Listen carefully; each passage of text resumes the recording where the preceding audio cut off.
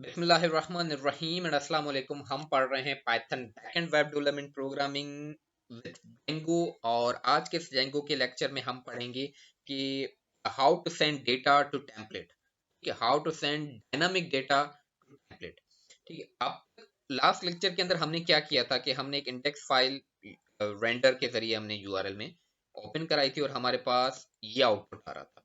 ठीक है, अब सपोज कि मैं चाह रहा हूं कि यहाँ पे HTML में जो भी डेटा डिस्प्ले हो रहा है, मैं सपोज एक सेकंड TR बना लेता हूँ, सेकंड रो बना दी जिसके अंदर TD में यहाँ पे सीरियल नंबर 1 फिलहाल मैं डायरेक्टली दे देता हूँ, जबकि जो बाकी जो दो TDs हैं, दिस वन यहाँ पे डेटा जो है यानी कि नेम और सब्जेक्ट मैं पाइथन से सेंड करवाऊँ।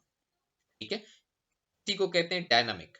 डायनामिक और स्टैटिक क्या होता है कि इस वक्त ये मेरा पेज स्टैटिक है, यानी कि इसमें जो भी चीज डिस्प्ले हो रही है वो मैंने HTML में direct with the help of code display करवाई है। ठीक है, मगर जो चीज प्रोग्रामिंग लैंग्वेज से भेजी जाए, ठीक है, जो चेंजेबल भी हो, स्पेशली ये चीज डायनामिक बन जाएगी जब हम डेटाबेस में से जो डेटा आ रहा होगा उसको सेंड करवाएंगे। तो फिलहाल मैं यहाँ पे जो डेटा सेंड करवाऊंगा वो with the help of variables करवाऊंगा। ठीक है, सपोज के मैं यहाँ पे एक नेम नाम का वेरिएबल बना लेता हूँ with the name Ali. Right, और मैं अगर सपोज यहाँ पे ऐसा करूं कि हाउ यू डूइंग टुडे, मैं यहाँ पे अली इस तरह लिख देता हूँ। ठीक, तो वंस अगेन ये जो अली है ये स्टैटिक है, ये यानी कि लाइव होने के बाद सारी जिंदगी ये अली ही रहेगा, ये चेंजेबल नहीं होगा। ठीक है, क्योंकि मैंने डायरेक्टली कोड में ये चीज दिखा दी है। मगर मैं यहाँ से सेंड करना चाह रहा हूँ और मैं चाह रहा हूँ कि ये अली जो है यहाँ से आए, तो उसका एक तरीकाकार क्या है कि सेम इसी रेंडर नाम के फंक्शन के अंदर मैं यहाँ पे अलग से कॉमा लगा के इन डिक्शनरी फॉर्म, ठीक है, या दूसरी लैंग्वेज में कहें कि एसोसिएटिव एरे के फॉर्म में मैं यहाँ से ये चीज सेंड करूंगा। ठीक है, ठीक है, अब ये जो नेम है ये बेसिकली नेम वेरिएबल है। अदरवाइज यहाँ पे मैं इसको वो नाम दूंगा जिस नाम से मैं यहाँ पे HTML की फाइल के अंदर इसको सेंड करवाऊं। ठीक है, तो मैं यहाँ से इसको सेंड करवा रहा हूँ सपोज नेम के नाम से ही। ठीक है, और ये चीज मैंने डिस्प्ले करवानी है अपने वेब पेज पे। यहाँ पे किस तरह से डिस्प्ले होगा, इस नाम से डिस्प्ले होगा। यहाँ पे सपोज मैं ABCD दे रहा हूँ अपने वेरिएबल को नाम, यहाँ पे ये चीज डिस्प्ले होगी with the help of with ABCD। ठीक है, मैं और डिस्प्ले कराने का तरीका कार क्या है, डबल कर्ली ब्रेसेस के अंदर आपका वो नाम जिस नाम से आपने चीज सेंड करवाई है, तो मैंने ABCD से करवाई है। ठीक है, मैं यहाँ पे रिफ्रेश करूंगा, आप देख सकते हैं यहाँ पे अली प्रिंट हो रहा है, हालांकि मैंने अली यहाँ से रिमूव कर दिया है। ये अली बेसिकली इस वेरिएबल की वैल्यू है, ये रही। ठीक है, मैं नाम चेंज कर देता हूँ, अपना कंप्लीट फुल नेम लिख देता हूँ यहाँ पे। ठीक है, तो आप देख सकते हैं कि ये अली नकी हो जाएगा, ये रिलोड हो रहा है। ओके, एंड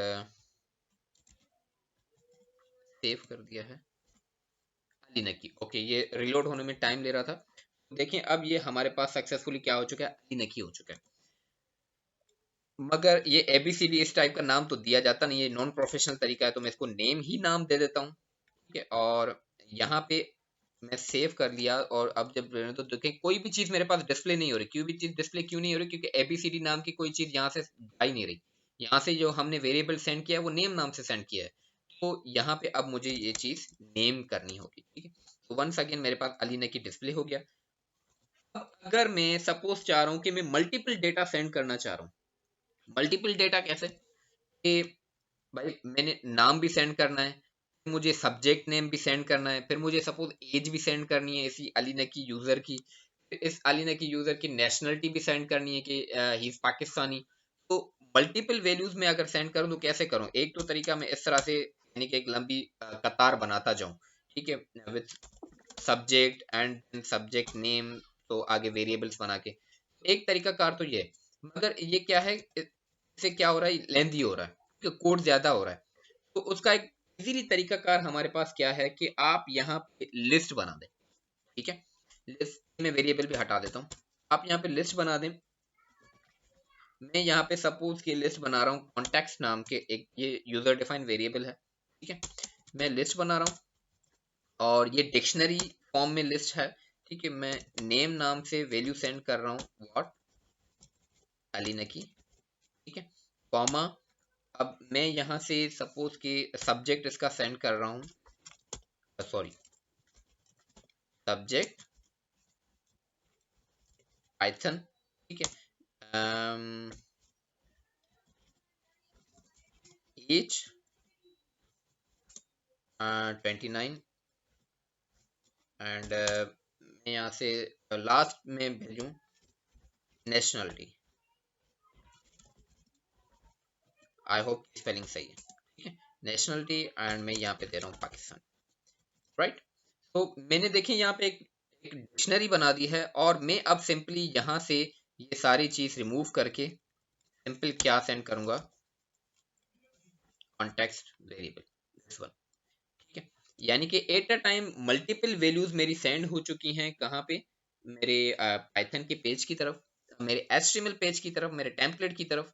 और यहाँ पे अब मैं देखें, यहाँ पे कुछ बढ़ा देता हूँ, ठीक है। सब्जेक्ट के बाद मेरा क्या था, एज भी था, एंड सब्जेक्ट के बाद नेशनलिटी भी था। तो मैं अब यहाँ पे वहां से मैंने किस नाम से चीजें सेंड की हैं, जो मैंने डिक्शनरीज जो उनको नेम दिए, जो आईडी दी है, वो एक तो नेम नाम की, and second one was with subject name, and उसके बाद मैंने उसको एज नाम दिया था एंड नेशनलिटी नाम दिया था, ठीक है। यही नाम है यहाँ पे डिक्शनरी में, ये नेम सब्जेक्ट एज नेशनलिटी। तो यही चीज मैं यहाँ से यहाँ मैंने डिस्प्ले करा दी, और मैं सिंपली अपने वेब पेज को यहाँ पे रिफ्रेश कर रहा हूँ, तो देखें मेरे पास सक्सेसफुली डेटा प्रिंट हो चुका है, डायनामिक डेटा जो कि पाइथन से सेंड किया गया है HTML की फाइल पे। देखें ये स्टिल डॉट HTML की ही फाइल है, ठीक है।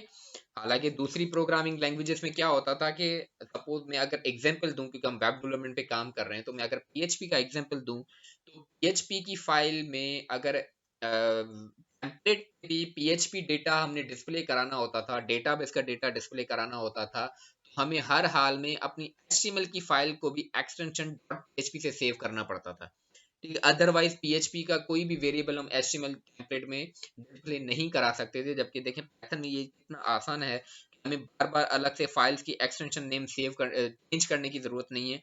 ये प्योर HTML फाइल है और उसके अंदर डेटा पाइथन का डिस्प्ले हो रहा है, ठीक है। ये बहुत इंटेलिजेंट लैंग्वेज है पाइथन एंड Django फ्रेमवर्क, जिसके साथ काम करके इन फ्यूचर जब हम प्रोजेक्ट डेवलपमेंट करेंगे तो और भी ज्यादा मजा आएगा। तो देखें ये सक्सेसफुली हमारे पास चीज इस तरह से सेंड हो चुकी है एंड डिस्प्ले भी हो चुकी है, ठीक है। तो फिर इंशाल्लाह मिलते हैं नेक्स्ट लेक्चर के अंदर, तब तक के लिए अल्लाह हाफिज।